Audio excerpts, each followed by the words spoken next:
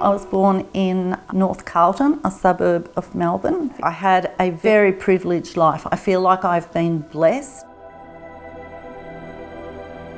I never went without anything materialistic, and certainly did not go without support and love.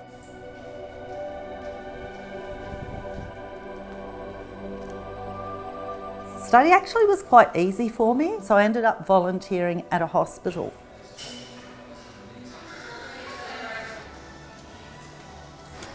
I was spending quite a bit of time in intensive care unit, so people who are possibly facing end of life, and their families are also facing this trauma. What's the steps? Each day, I try and, before I get out of bed, I just lay there and I think of 5 things that I'm grateful for, that makes my day.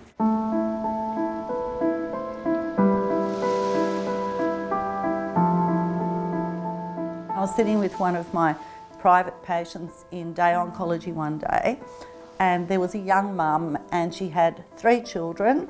She'd had a bilateral mastectomy, so both breasts removed. She was obviously undergoing chemotherapy, and her husband had decided he didn't want that life anymore. I was first diagnosed in 2015 in May. Evie, my youngest, was 15 months old, and I had a 3-year-old as well.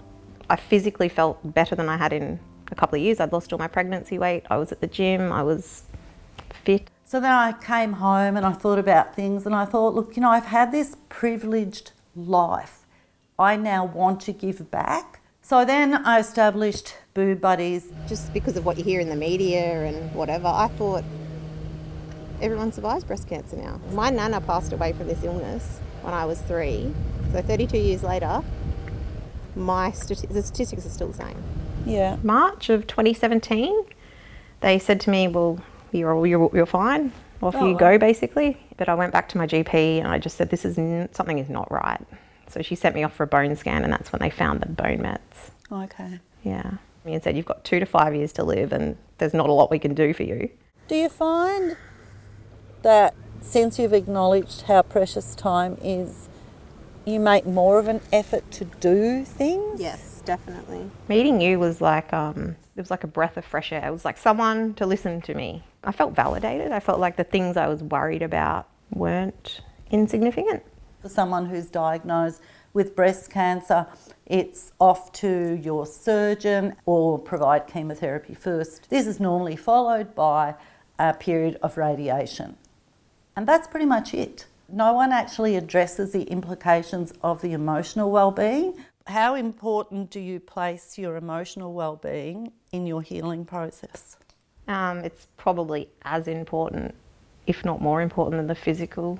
I see my role as helping the person become empowered within themselves. It wasn't until I met you really, and we started doing some really proper work on what I was feeling. Oncology psychotherapy must be implemented into every cancer patient's treatment regime. The emotional well-being is paramount.